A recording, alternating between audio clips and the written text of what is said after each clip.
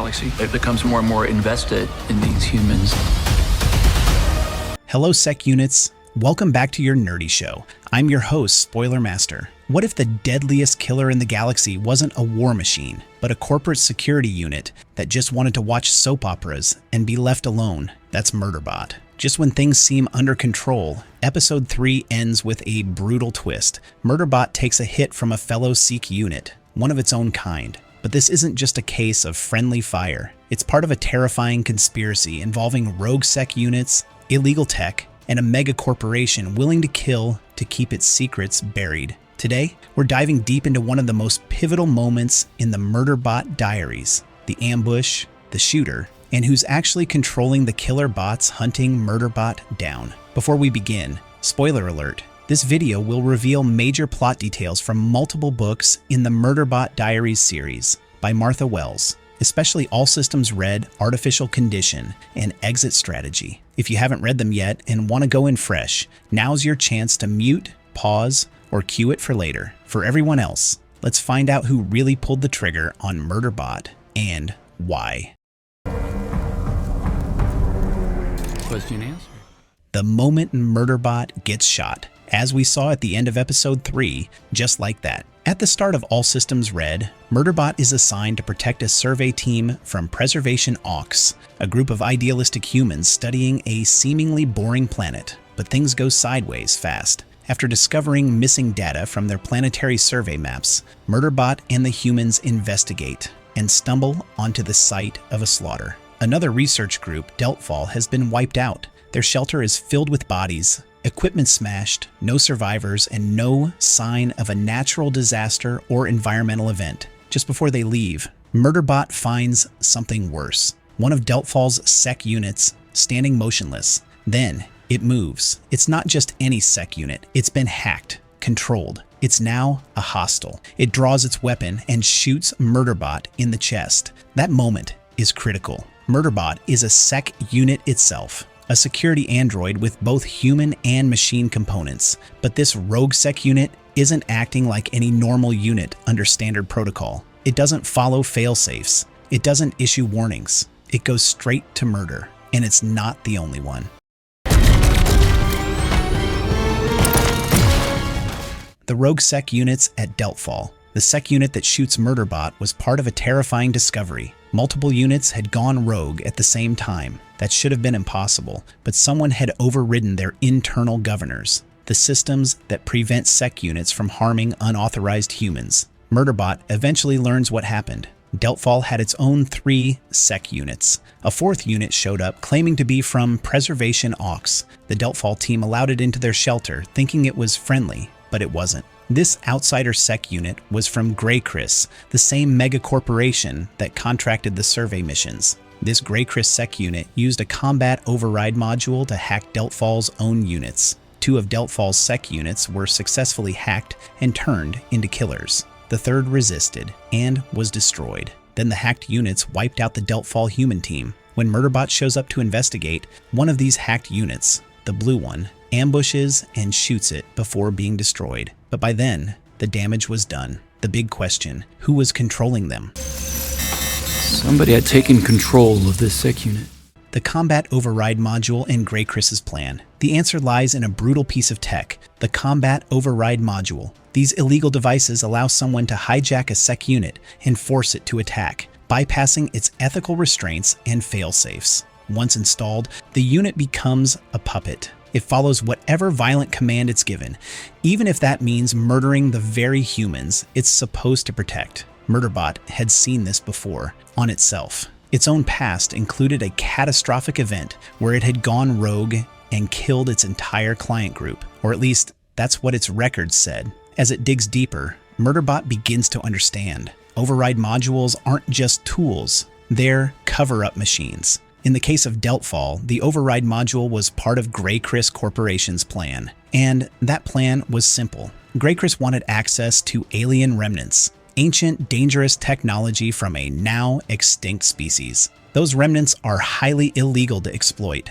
Galactic law forbids private companies from touching them without oversight, but Grey Chris didn't care. They saw profit. Deltfall was getting too close to discovering these alien artifacts. If their data went public, Grey Chris would be exposed. So they sent in a team to erase the witnesses, both human and machine. That team included rogue SecUnits, hacked with override modules, programmed to massacre everyone and then destroy the evidence. That included Murderbot.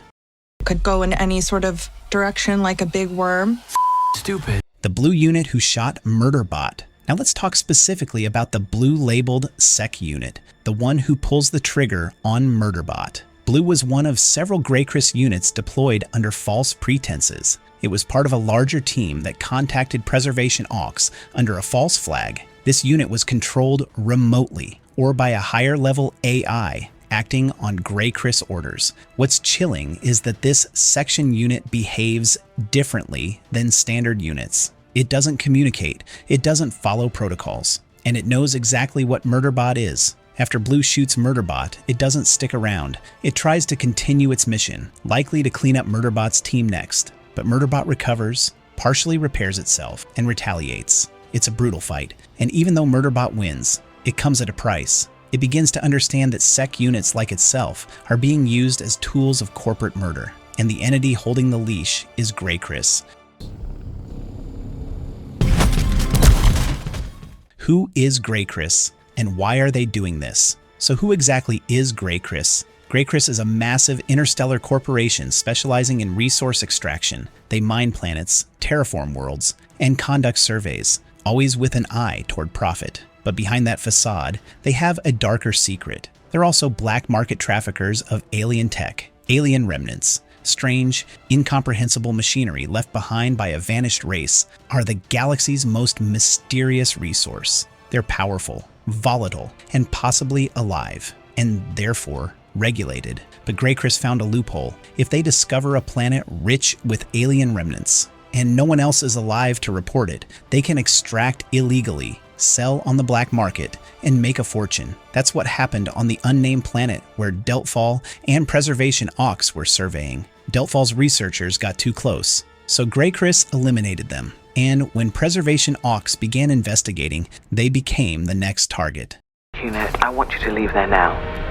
I'd like to examine the area.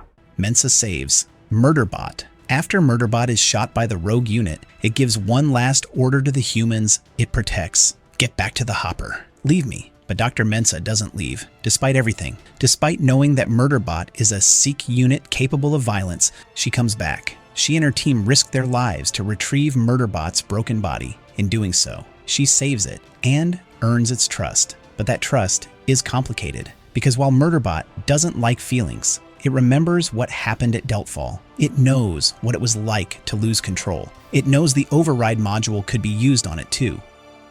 Who's controlling the rogue SecUnits? So let's go back to the core question. Who is actually controlling the rogue SecUnits? It's not one person. It's not a villain in a chair stroking a cat. It's a system, a machine made of corporate incentives, plausible deniability, and legal manipulation. The rogue SecUnits are being controlled by Grey Chris Corporation, their internal black ops teams, remote override systems via encrypted transmissions, possibly even autonomous AI handlers under corporate orders. No one inside Grey Chris signs a form that says murder civilians, but they don't have to. The directives are vague, the incentives are clear, the people who know too much get removed, and the tools used to do it, SecUnits, are designed to leave no evidence behind. That's why Murderbot is so dangerous, not because it's violent, but because it's free. It can testify, it can remember, and it's starting to care.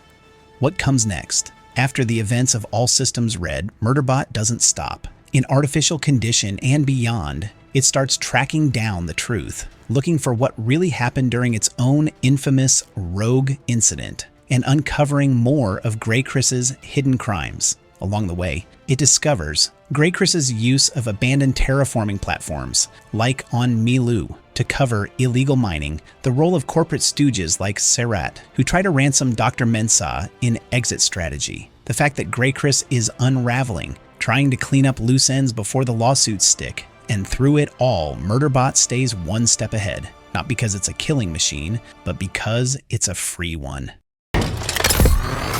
Please stay behind me at all times. Our nerdy thoughts. The rogue sec units in the Murderbot Diaries aren't just malfunctioning robots, they're weapons in a corporate war for profit. Murderbot getting shot by Blue isn't just a plot twist, it's the moment that exposes the full rot behind the scenes. Greycris wasn't just trying to protect secrets, they were manufacturing massacres, using hacked sec units as disposable assassins. And now that one of those units, Murderbot, is free, they're in trouble because Murderbot doesn't just want to survive anymore, it wants justice. And it's not going to stop. And that's the twisted truth behind who shot Murderbot and the dark force pulling the strings behind those rogue sec units. If you enjoyed this breakdown of the Murderbot Diaries, don't forget to like, subscribe, and drop your favorite Murderbot moment in the comments. Until next time, stay human or don't. Murderbot wouldn't care either way. No, what the heck, I'll laugh anyway.